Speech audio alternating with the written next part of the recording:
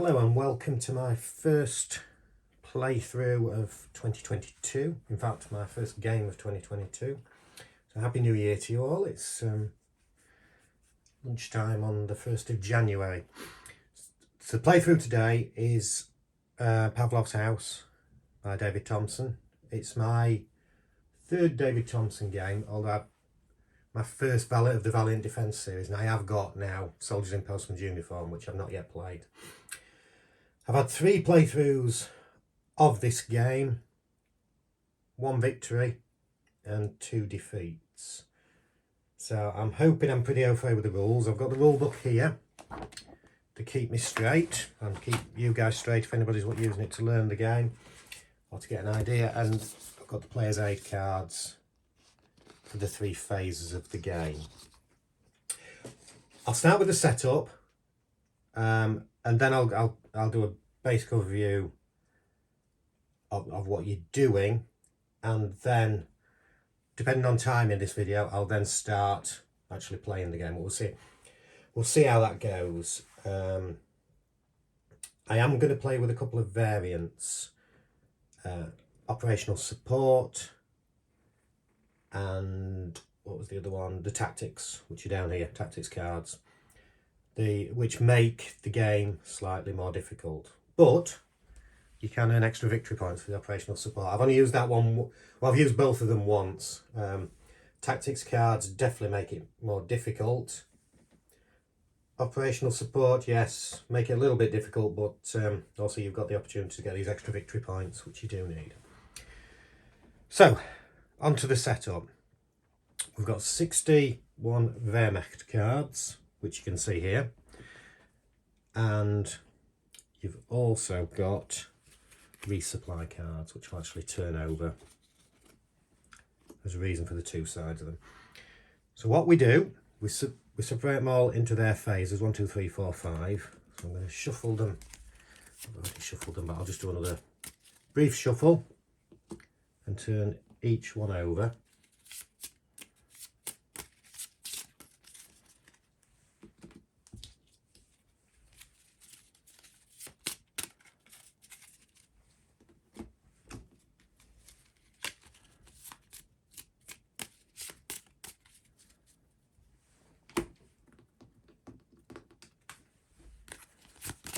Good.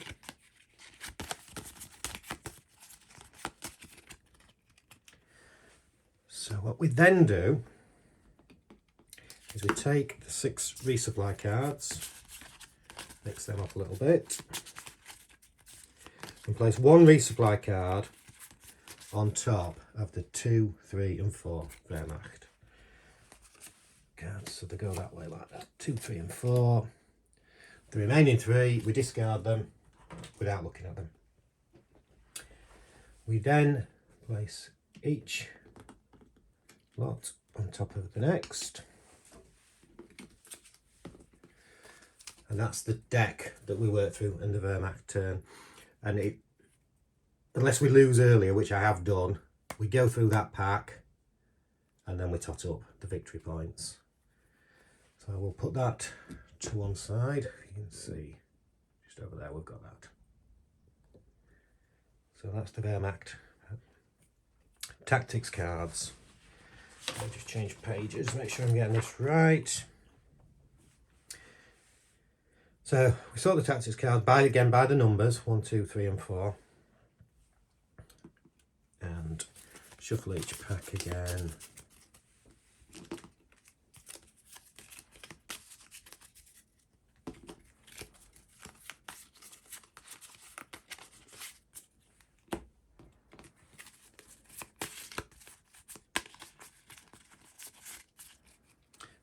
From each deck you remove the top 3 from pack 1 on deck 1, and then from the others you take the top 2.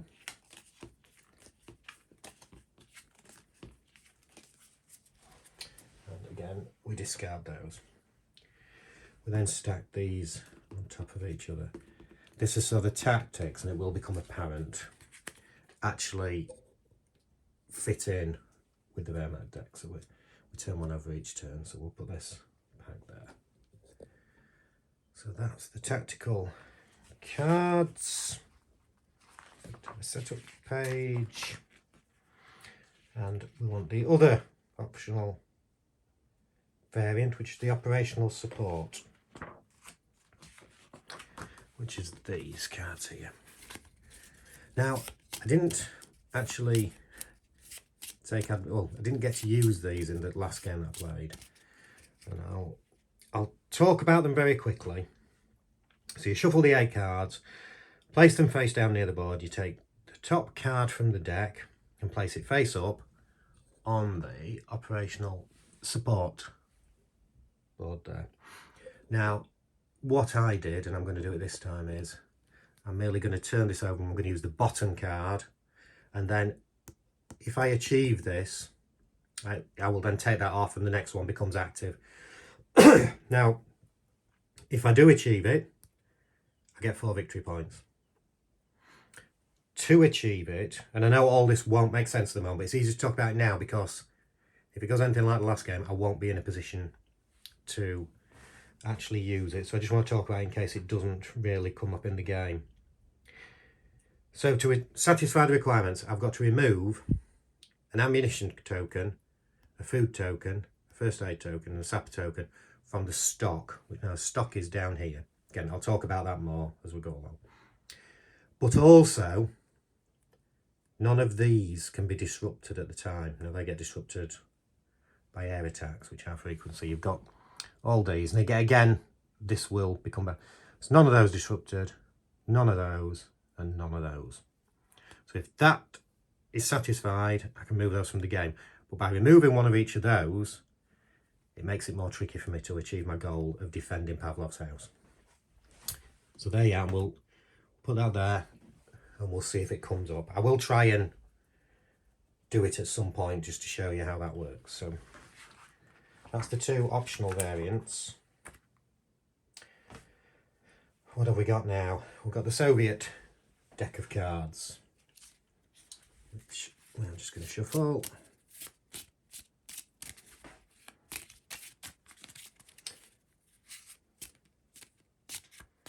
And what I should have done, no matter, we have 7 Fog of War cards, and we take 3 of those.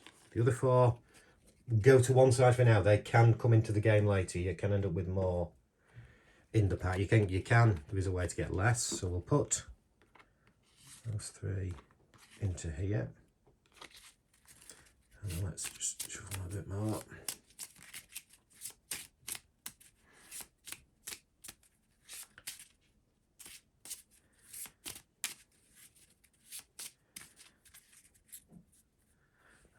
Put that, I'm just trying to find it so we can fit it all on, put the deck there. So that is the pack that we use to defend the house. There are then 34 Soviet counters, each representing one of the defenders of Pavlov's house. And we do start with 4 on the board. And they're the 4 with a little white square in the corners. Now, as luck would have it, these are the 4. I've already got them. So these go down into the reserves box for now. Just arriving at Pavlov's house. You can see the others. They have little yellow dots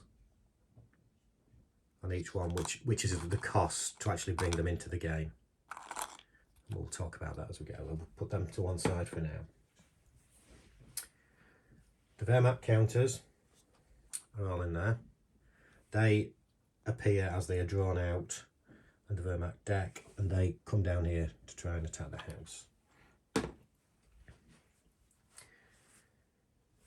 got the tokens.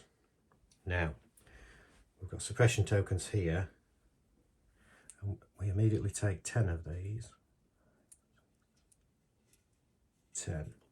They go in the supplies box already available in the house, and also 2 food tokens.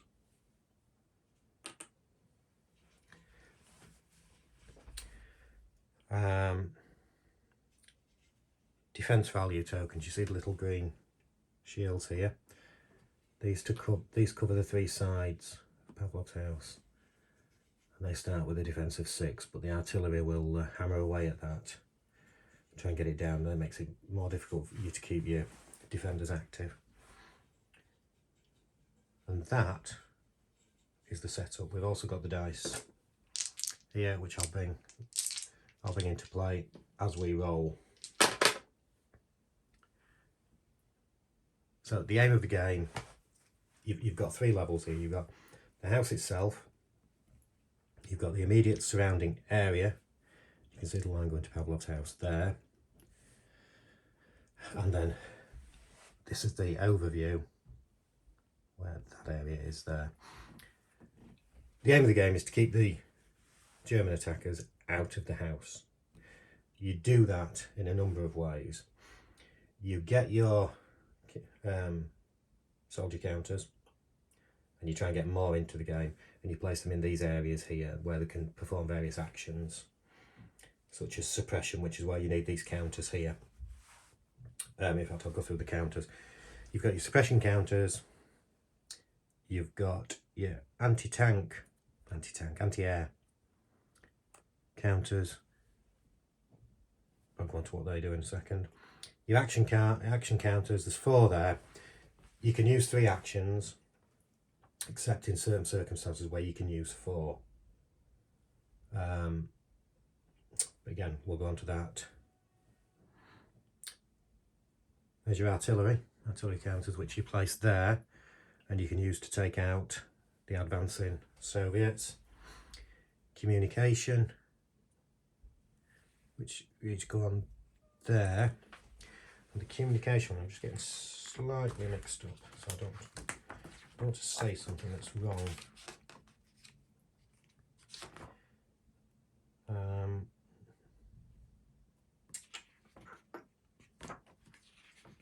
Let me pause that just while I check this. Yes, I was about to tell you wrong there. There's 3 counters like Pavlov with the C, the command icon there.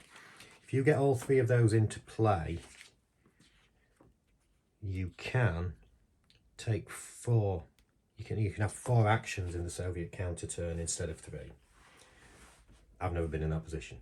Similarly, this is the other part, the communication one. If you get communication counters on all 4 of these, when you have your initial card phase, you draw 4 cards, as you'll see. You can take up to 3 actions. You can actually take up to 4 actions. Again, that's not easy to do. I've never been anywhere close to getting all 4 counters on there. So that's communication. These are command tokens, which I don't use. It's just to keep track of what's being done. I've not used these. In fact, I'm going to move those out of the way. Sapper tokens, you get those. The idea is to put them on here, which will help to block the advancing Germans. First aid tokens, which can save your soldiers in the house. Food tokens. If you remember when we picked out certain resupply cards that went into that bag, you need food tokens in the house to help feed them each time one of those is pulled out. And how many counters you've got depends on how much food you need. The ammunition ones, you ship those across to get extra suppression, which you do need. So I've talked about the house. Again, we'll see in more detail as we go along. This is where the German counters will be placed as they hone in on the house. And if they ever get past here, you've lost the game because they've got the house. And then on this side, this is where the air attacks take damage, because this is your operational view. You have your counters here to try and stop the air attacks. You've got your artillery. You put supplies in this staging area and then ship them over the Volga to get them extra supplies to the house. Communications I've talked about. There's the HQ of the 62nd, which you need that active. You don't want that disrupted, because if that's disrupted, you can't then do things with that, such as get resupply into here. And the one thing I haven't shown is the disruption tokens, which go on here each time you get a hit by the aircraft. And another way to lose the game actually is if you've got a disrupted token on there and you need to place another one, you've lost. You roll 3 dice each time. You'll see. I'll not talk about that. So that is the overview of the game. And I'm going to get started, I think. It's sorted out. So there's 3 phases to the game. First one is your Soviet cards. You pull out your Soviet cards, you take the actions. The second one is the Wehrmacht cards, which are just out of sight, as you've seen over there. We draw 3 of those.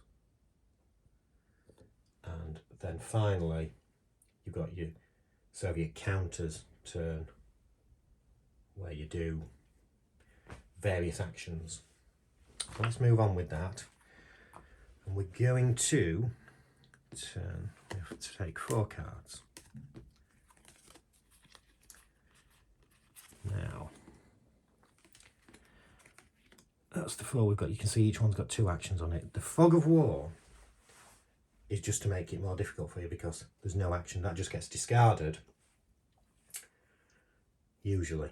There's something I'm probably going to do this turn.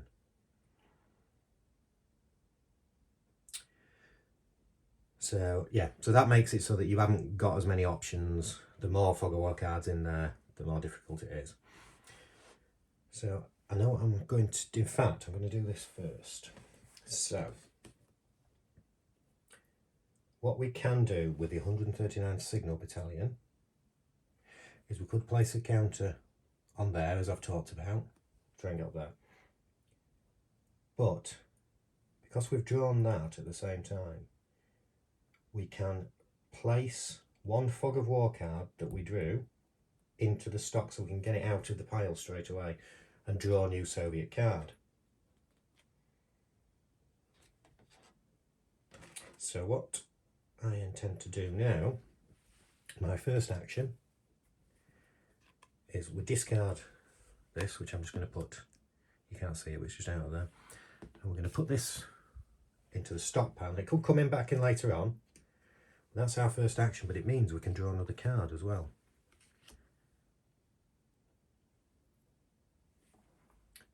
I really wanted a 60-second to try and get supplies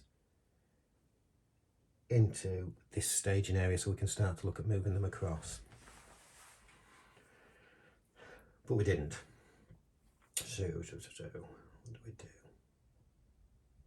We can't do anything with that yet. You'll see what we do with that. There's no point using the artillery yet because you can get an artillery token there ready for later on. But there's no Germans on the board to attack at the moment. So, and the Volga one, again, you have 2 stages. Is you move supplies that you've got there onto here, and then you use the Volga flotilla again to get them to the house. So you need, the best way to do it is if you can get 2 of those in one turn, because it means you're not leaving them exposed to aircraft. So there's a few there that I can't use, so those 2 I need to use. It could be useful actually. I'm going to get rid of this one first. I know I've only got 2 actions, haven't I? So, right, so that does. I'm going to do the 1083rd Anti-Aircraft Regiment. We're going to take a counter and we're going to put it over here. Ready to use. Now, the early stages, there can be a lot of aircraft fire coming down. But I'll leave that there for now because, no, we are going to be using something up at this end. So that is our second turn. Our third and final turn, we're going to use the 13th Guards Rifle Division. Now, if that was disrupted, which is not, we wouldn't be able to do it, but what we could do is use the card to undisrupt that area. So it doesn't matter which card, because we've only got 1 action left, and we're going to use the 13th Guards Rifle Division to send reinforcements into this box. So we've got 6 points to spend on deploying Soviet and weapon counters from the start to Pavlov's house. And I know which I'm going to do because I like certain ones. You've got Mr. Chekhov, the famous sniper. Now he costs me 6, so he's the only one I'm going to be able to bring out. But it means I can roll 4 attack dice when I'm attacking people. Some of the others, so I'm putting that down there, so you've got him in place. Let's talk about these. That's the attack value, number 1, so that means how many attack dice you can roll when you're attacking. The 1 there is the suppression value, which we'll talk about as I come to do it. You'll see what that means. If we'll probably do it this turn, and there's various others. I'm trying to think what the G relates to. Let me get the sorry, count out. So the G is the machine gun. So you need 2 of those G counters to operate a machine gun, which causes a strong attack. You've got the machine gun. You've got M for the mortars, which helps with your suppression. And there's an M. They're quite cheap as well, a cost of 1. I want that. There's something else I didn't talk about. And then A is your anti-tank counters, which are useful because your everyday guys can't take out the armour that comes later on. Now, the other one you've got is there should be an F in here somewhere.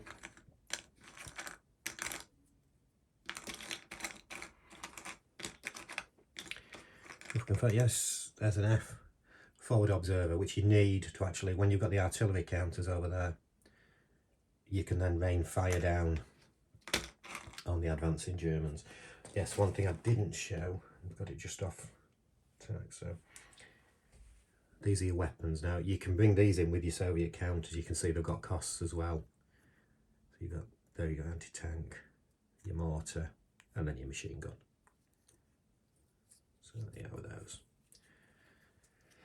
So we'll not have any of those in place. So that's the first turn done of the 13th Guards Rifle Division. What we're going to do now is draw 3 Wehrmacht cards. Let's move that out of the way. One at a time, and that's their turn. So let's turn the first one over and have a look at it. So we've got a rifleman there. Attack value of 1. Defence of 4. Let's say the 1 meter reason. And we can try and stop these at times if we've got these suppression counters. We haven't, so there's no way of stopping this rifleman starting out. So let's pick up a rifleman counter. Put him there. Oh, sorry, one thing I missed. We need a tactics card as well. Focus fire. Increase the value by 1 for each dice roll when making the attack roll for all artillery cards with the attack building effect.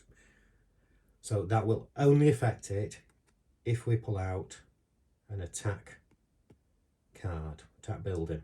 So put that over here. It doesn't affect this, so nothing missed with that. So we're back to this one. We've got the rifleman, and that tactics card is in effect now for these 3 cards, and then we'll draw another one for the next one. So we know we've got this man going into place. Let's put him here. Let's move this out of the way. So there's our first one. So what we're going to do is roll the dice. So let's just roll there. We've got a 4. So that rifleman appears on the first available area here. And what happens is if another one appears there, they slowly push them down here. But we're going to try and stop them before that. I'm going to try, well, getting in advance of myself there. So that's the first card done. Now we've got an attack building. So we've got 15 centimetre artillery attack here. And First thing first, let's see what they're going to attack. Which part of the building. So again, roll the dice. And it's a 1. So let's refer to the card. 1 means they're attacking the green side of the building. So that's what's happening. How many dice do we have? I'm just going to add an extra dice because I need one for this now, because it comes with 5 dice. This particular artillery means you roll 5 dice. But if you remember, the tactics card said if we had an attack building, they get an extra 1. So we're going to be rolling with 6 dice. The current defence value on the greens, well, on all sides, is 6. So I'm going to roll 6 dice, and if any of them are a 6, if they were lower than that, it would be saying, say they were at level 4, would be saying 4 and above. So it's, as your defences get 1. So we don't want a 6 from any of these 6 dice. And we've got a 6. So the building's been hit, and the defence level drops down to 5. So it's a successful attack for the Germans. So that's the second card done. Final card that's going in today. Another soldier. So this one's a scout. So we've got a higher defence level of 5. Now we've got the scout counter. Again, can't do anything to stop him because we've got no suppression counters in play at the moment. So it's a 1. So this soldier is going to there. And that is the end of the Wehrmacht turn. Now, on to the Soviet counters turn, where first thing we can do is we can move 3 items, 3 of the counters into play. The first one I want is Pavlov himself. That command, the S applies to the storm raids, which can come later on, which you do need to do. The time I won is because I completed a storm raid successfully. That needs to give you victory points. So we place him on the green side, on the red side, or the purple side. And somebody did point out, and I think they're right with this, that probably the safest place for Pavlov, and I don't know whether this is right technically, is here. So he can fire out into the purple side, but you're less likely to take damage because there's less. You only get counters here on a 6. I can explain a bit about what that means as I go along. So, although there's no counters there, I want him there because I want to. What that command item does is each time you take an action, your counter becomes exhausted, can't do anything. But Pavlov has an ability with the command to give 3 free immediate recover actions to any Soviet counters, except those with the command action. That's actually something I've missed, so I have played that slightly wrong. So you've got, as we said, there's other counters with the command action. You can't use it on those, and I have done that in previous games, so fortunately I've seen that now. Okay, so that's why you want Pavlov in play. And now 2 others. Well, I've spent 6 on him, so I want Chekhov to be in place so he can attack one of these.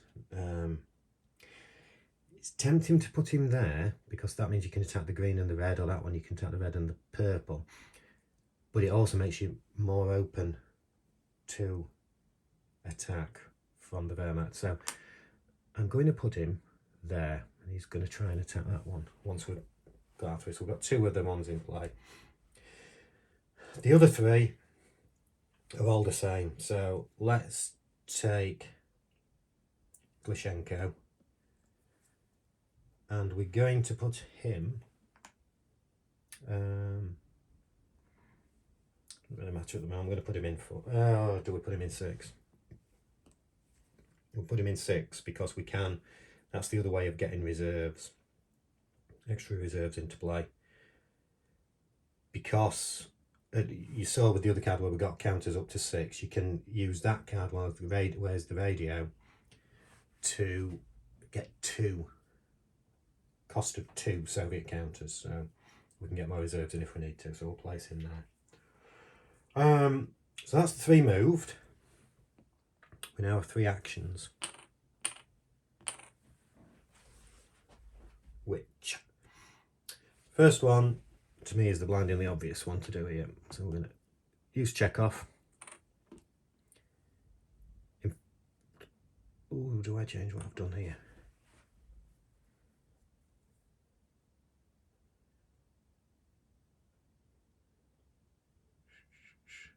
Yes, I do. Sorry. I'm going to backtrack a bit. And I'm going to place Chekhov here. And we're going to ignore that radio. We're going to put somebody into the radio one next time. Now, the reason I'm doing that is Chekhov will roll 4 dice. And if any of those dice equal or exceed that defence value of these, which is 5 for the scouts, 4 for the rifleman, we discard that counter. Now the reason I've moved him into the green area is that one's got a high defence level, but I'm rolling 4 dice, so you would hope I will get a 5 or a 6 with these 4 dice that I'm about to roll. So let's us have a go. 4 dice, and it's worked. We've got a 5 and a 6, so it doesn't matter that we got more than one, but that counter goes back into the stock. It does not discard it for good, it just goes back in here, so it could come back into play. So that's 1 turn. Now I could attack this rifleman with Glashenko with 1 dice, need a 4, but I'm not. How am I going to do that? I'm going to put a suppression in place, so we get a suppression counter, and it goes here. And he's exhausted. That's the 2nd turn.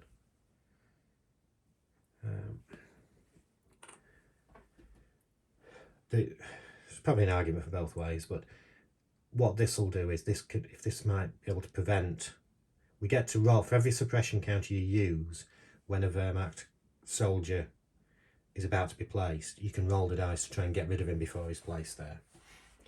So we're going to get that. Now Pavlov can do 2 things. I could get a suppression counter, put it there. But what I'm going to do is use the 3rd and final action to recover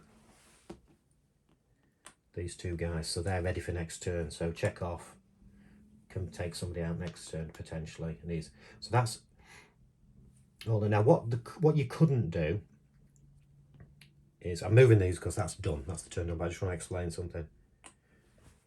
What I couldn't have done is use Chekhov so he's exhausted for the first action, then use the command action from Pavlov to turn him back to his ready side, and then use Chekhov again. You can only use 1 action per counter per turn, so it stops your game in that.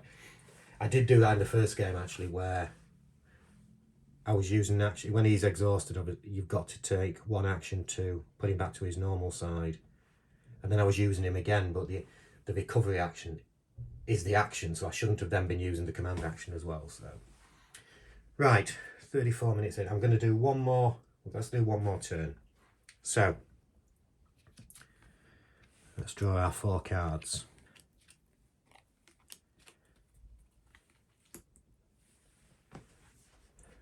Ooh. I'd like to do something with each of those. So first one, and I'm not.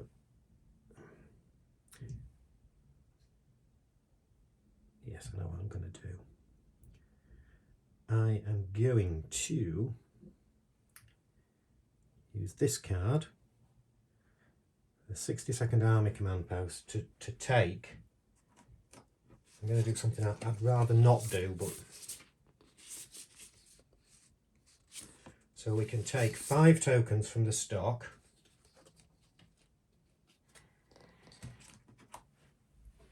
to put in the staging area. A little bit across here. So I'm going to take 2 sappers to the staging area. We've already got 2 food there. I'm going to take do I take 2 or 1? Yeah, I'm not going to take any first aid over here. I don't use a lot of the first aid ones, and that's maybe me not playing it right, but I'm not used. So I'll be filling this up again. So, and then an ammunition one, which we don't need right now, but that's to replenish these suppression counters as and when we need. So that's one action done. I've got to remember I've got that support card, and at the moment nothing is disrupted, so I could actually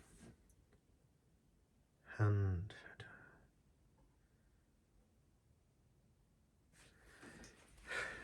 do I go for it? Checking which card I need to achieve this variant. 60-second army, so I could use that as my second turn. Do you know what I'm going to do it? I'm going to get myself some points early on. So I may regret this. No, I changed my mind. Bottled it. I'm going to use that one instead to get another anti-aircraft battalion ready. So we've got 2 there, because I'm sure I'm going to draw some aircraft cards this turn. So that's the second card. And my third one again, I like that later on. I'll use a lot of those. I've already got 2 anti-aircraft. So I'm going to use the Volga military flotilla, and I'm going to put counter here, counter here, counter here. Then I need another of those to actually put them in there. Why I say I don't like doing it is, I think I mentioned it earlier, if I'd have had 2 of those, I'd have got it all done in one turn and they're out of the way and they're safe. But I can't. So that's my 3 turns. That's done. So let's move on to the 3 Wehrmacht cards. See where we go. Oh no, nearly done it again. Let's move across here. We've got the tactics card. So air superiority, add 1 to the defence value for the Junkers Ju-87. So if we do an air superiority, they add 1 to the defence value, which I think you will see that, because I don't think I've gone the first 2 turns without getting an aircraft card out. So we've got an attack building, which you've already seen. So we're going to roll 5 dice, not the extra one now, because that other tactic's gone. So let's roll, first of all, 1 dice. And we're going to attack the green again with 5 dice. Now, because the green is now a 5, we only need 5 or a 6 on any of these. So the green defence is, yeah, ooh, nearly got away with it, but there is a 5 there. So that goes down to 4. So that's the first card of the Wehrmacht, and here's our first Junkers. So that means there's 3 bombers going to attack us. What we can do is use these counters. Every counter we hand in, we can roll 2 dice. If the dice exceeds the defence value, or equals or exceeds the defence value of 4, so you need a 4, 5 or 6, it knocks away 1 bomber. But the defence value, as per the tactics, is going to be 5, because they've added 1 on. So I'm going to hand in both of my anti-aircraft counters. They just go back into the stock area. So we're going to roll 4 dice, and for every 5 or 6 we get, we knock out 1 bomber of the 3. Yeah, so only 1. Would have been 2 without the tactics card. So there's 2 bombers going to hit us now. Disrupt something. And this is why I didn't want these out in the open, because 5, 6 or a 7, one of those suppliers goes back to stock. Now we roll 3 dice to get which number is it. And it's a 14. 14 is here. There's an added disadvantage to being hit there. It means we take a Fog of War card from the stock, so the one we got rid of is coming back in, and it goes into the Soviet discard pile, which is down here. So we've got another one back in. So we had that card that got rid of it, it's come back. So that's the first of the bombers hit. Now we've got the second one. And an 18. Now that isn't good at all. We're actually in a position here now where if there's another 18 rolled, the game is over. So that's that card done. So I really don't want an aircraft hitting us here on the third card, because I've got no anti-aircraft left for this turn. And we have. So we can't defend against it. The defence would be 5, but I've got no defence on it. So 2 bombers are going to attack again. This could be my shortest game. Surely it's not likely you roll a treble 6 again. So we've got 2 bombers coming in. The first one has got a 9. So we have disrupted one of the anti-aircraft. There he is. Set that.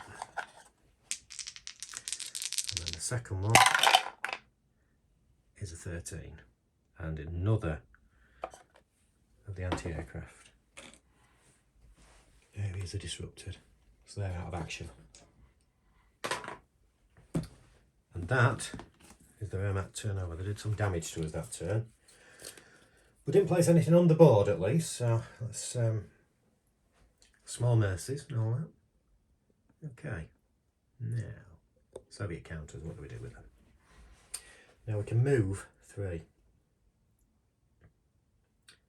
And I think what I'm going to do is move Chernogolov into play, into the radio area. We're going to move Alexandrov into the red area. The red area is potentially the one that's most likely to be hit, because you've got 3 routes coming in. And Chekhov is going to move there, but you can't, unless they've got the same gun designation, which I showed earlier about the machine guns or the mortars or the anti-tank guns. Can't have 2 in the same area. So what happens is they swap. I wouldn't be able to do it. Say we've got Pavlov here as exhausted. I couldn't swap with him because he's in his exhausted state, or if they're disrupted, which we haven't got anybody at the minute, we couldn't. But because they're fresh, we can both do that. And that's the 3 moves for this turn. And what I'm going to do first is use Mr. Chekhov again. I'm going to turn him over with the first action, and he's going to try and take out that rifleman. So we've got 4 dice to roll, and we need a 4, 5 or 6 to beat the defence value of that rifleman. And we've got it. 2 4s and 5. So we've managed to get this board clear. It's early days, yeah? That's our first turn. Our second turn, there's 2 things I want to do. I can't, but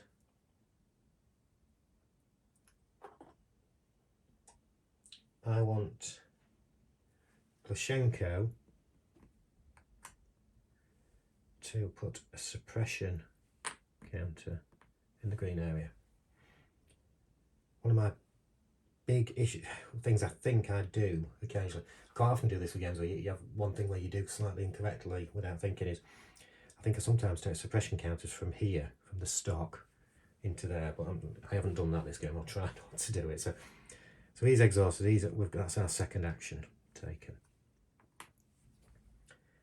And for my third and final action, I'm going to use the recovery action to get Pavlov back on his feet, so that next turn he can get some of these, use the command action to get some of these back in play. So that's our 3 actions for this turn. It's going all right. What we really need to do though, urgently, is get that disrupted token off. So we move those. Oh, just put down a disrupted area.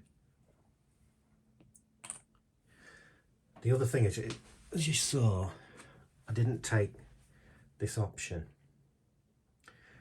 But it says these areas can't be disrupted. Well, that is now disrupted, that area there. So we couldn't do that next turn anyway. Should I have done it or not? I don't know. We'll see at the end, if we if we get to the end. So that's the end of part 1. I'm going to try and do it all today, or if not, finish it tomorrow. So they'll all get uploaded fairly quickly. So stay tuned, and if you do come onto this one and the next one's not on, it will be coming on very soon. So let's see how we get on as we get further into defense of Pavlov's house. Thank you.